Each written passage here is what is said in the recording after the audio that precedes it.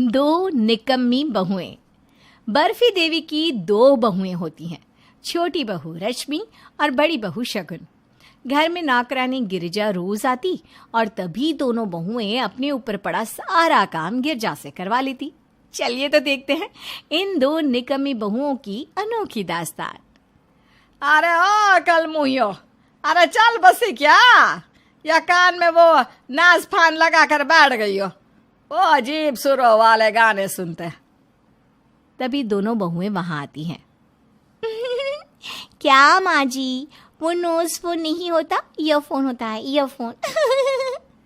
चल चल अब बस कहीं है। अपने सीमेंट से चमकाए हुए दांत मत दिखा अब। बाय द वे माँ जी, आपने हम दोनों को यहाँ क्यों बुलाया अचानक? And where is Girija? वो अब तक आई क्यों नहीं? आपको पता है आज मैं कितनी बिजी हूँ। आज मुझे एक वेब सीरीज के 2 पूरी सीजन्स वॉच करना है, यू नो। ड्रामा क्वीन, पहले जाकर रसोई के बर्तन वॉश कर ले, फिर करते बैठना सीजन से बात। ओ गॉड, एक मिनट, फ्रिज में से कुछ लाती हूँ। शगुन दौड़कर फ्रिज के पास जाती है, बर्फी की थाली लाती है और बर्फी देवी को खिलाती है। माँ जी, आपका नाम बर्फी देवी है, सो हैव सम बर्फी और चिल कीजिए ना। इतना क्यों ज्वालामुखी की तरह फटती रहती हो हमेशा? काम ही तो है, हो जाएगा। बर्फी तो अच्छी है, लेकिन तुम दोनों ना घर का काम निपटा लो फटाफट। बर्फी देवी को बर्फी खाते ही नींद आ जाती है और फिर जब गिर जाती है तब, सुनो आई गिरजा मैडम, माँ जी ने हमें बहुत सारा काम बोला है आज, लेकिन मैंने ना कल ही अपने नेल्स करवाए हैं और मेरी ना तबीयत आज बहुत खराब है। इसलिए तुम ये रखो, इसमें है 100 रुपये। आज का सारा काम तुम खत्म कर लो माँ जी के उठने से पहले। ना जी ना, सिर्फ 100 रुपये और 100 रुपये दो। ओ जिठानी जी, बस मुंह मत चलाओ, हाथ भी चलाओ। चलो चलो पैसे निकालो फौरन। अरे दे रही हूँ ना बाबा, ज्यादा ताने मत मारो, अपनी हैसियत में रहो।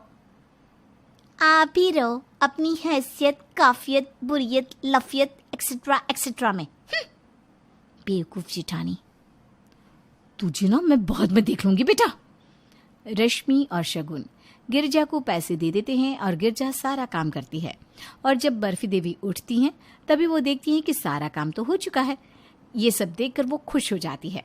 अगले दिन जब शगुन की लिपस्टिक गुम जाती है तब वो पूरे घर को सर पर उठा लेती है। ओह गॉड, पता नहीं कहाँ गई होगी वो लिपस्टिक।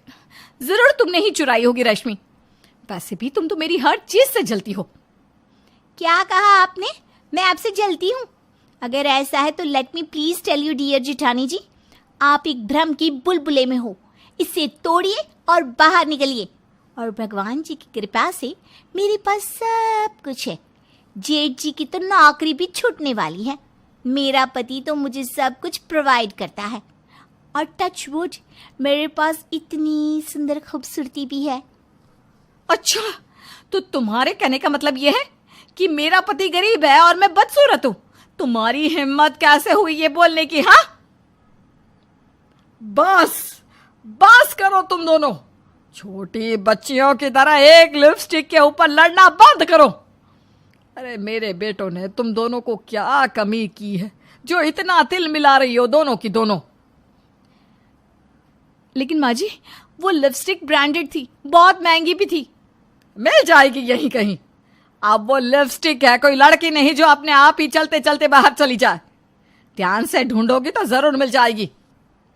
एक लिपस्टिक की वजह से राय का पहाड़ मत बनाओ। और सुनो, कल पंडित जी आने वाले हैं घर पे। खाना तुम दोनों देवरानी जिठानी मिलकर बनाओगी, ठीक है? तभी दोनों बहुओं का नाटक शुरू हो जाता है। मेरा पैर कल ही मुड़ गया था। डॉक्टर ने कहा है आराम की सख्त जरूरत है, वरना पैर ही काटना पड़ेगा।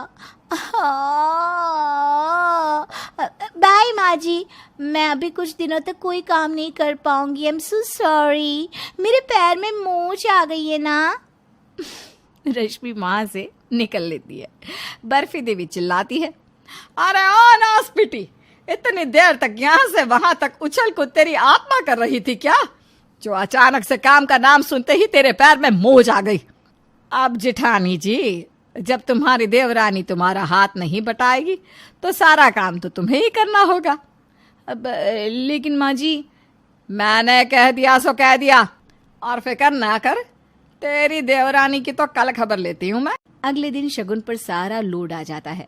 तभी वो जानबूझकर बर्फी देवी के सामने अंडा खा लेती है और ये देखकर बर्फी देवी और भी गुस्सा हो जाती है। अरे ओ बैल बुद्धि, ये तूने क्या अनर्थ कर दिया, अंडा खा लिया। अब पंडित जी का भोजन कौन बनाएगा? Oh God, I am really sorry माँ जी, मेरे ध्यान में ही नहीं रहा और मैंने बगैर सोचे समझे अंडा कटक लिया।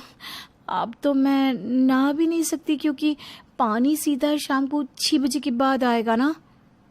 बहुत खूब, बहुत खूब, और गाड़ो ऐसे झंडे। सच में मेरी दोनों की दोनों बहुएं एक नंबर की निकम्मी है। क्या पता तुम्हारी माओ ने तुम दोनों को कौन सी चक्की का आटा खाकर पैदा किया है, जो दोनों ही इतनी फाल्टी पीस हो। बर्फी देवी खुद ही सारा खाना बनाती है और पंडितों के आने के बाद उन्हें परोसती है। बर्फी देवी 1 हफ्ते तक कुछ नहीं कहती, लेकिन उसके बाद वो रश्मि और शगुन के पीछे फिर से हाथ धोकर पड़ जाती है। ओ निकम्मी बहुओं, हो गया बहुत आराम फरमाना, अब लग जाओ काम पे। त्योहार पास आ रहे हैं, घर की साफ सफाई शुरू करनी है। कहाँ पर है वो? मुझे तो कहीं नहीं दिख रही। किसकी बात कर रही है तू? क्या नहीं दिख रही? त्योहार की। अभी तो आपने कहा ना कि वो पास आ रहे हैं, तो वही देख रही हूँ कि वो तो इस कमरे में मौजूद भी नहीं है। भगवान, उठा ले मुझे, उठा ले। निकम्मी तो तू है ही, इसमें तो कोई शक नहीं। तुम दोनों को तो उल्टा निकम्मी होने की ट्रॉफी देनी चाहिए, लेकिन अब साथ में तेरी बुद्धि पर भी असर पड़ रहा है। चलो काम पे लग जाओ, बकबक करना बंद करो, और अब से दोनों भी घर पे रहोगी। कोई भी मिस्टर इंडिया नहीं हो जाएगा, समझी? बर्फी देवी अपनी बहुओं से काम कराने लगती है तो दोनों थक कर गिरजा से काम करवा लेती है और वो दोनों आपस में कहती हैं, देखो रश्मि, हमारी कहासुनी को साइड में रखते हैं और फिलहाल ये सोचते हैं कि ऐसा कौन सा रास्ता है जिससे हमें कोई काम ना करना पड़े। हाँ, बात तो आप सही बोल रही हो, क्योंकि इस गिरजा से भी काम करवाना रिस्की है। कहीं माँ जी ने देख लिया तो? आइडिया, मेरे पास ना एक सॉलिड सा ढिंचाक आइडिया है। रश्मि धीरे से शगुन को प्लान के बारे में बताती है। अगली सुबह दोनों बहुएं मिठाई का डिब्बा लेकर सबका मुंह मीठा कराती है। रश्मि का पति अखिल, शगुन का पति विराट और ससुर कुलजीत भी मौजूद होते हैं। क्या बात है बहुओं, आज सवेरे सवेरे नाश्ते से पहले ही मिठाइयाँ? हाँ पापा जी, बात ही कुछ ऐसी है। दरअसल जेठानी जी और मैं हम दोनों भी प्रेग्नेंट हैं। हाँ, वी आर प्रेग्नेंट।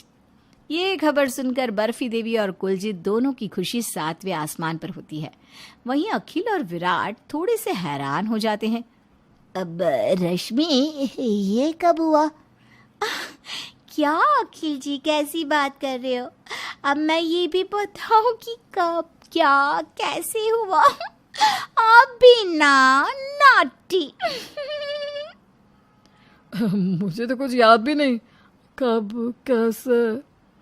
यही तो होता है बेटा प्रेगनेंसी में।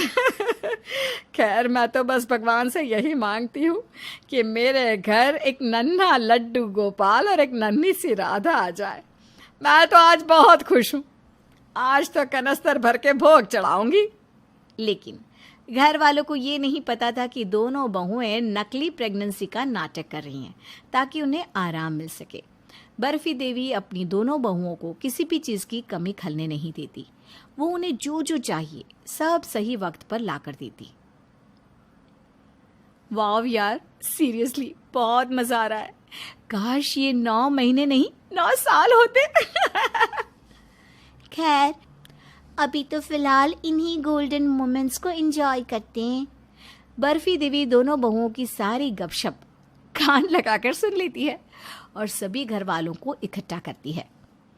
तुम दोनों की इतनी हिम्मत हम सबके साथ ये धोखेबाजी करने की?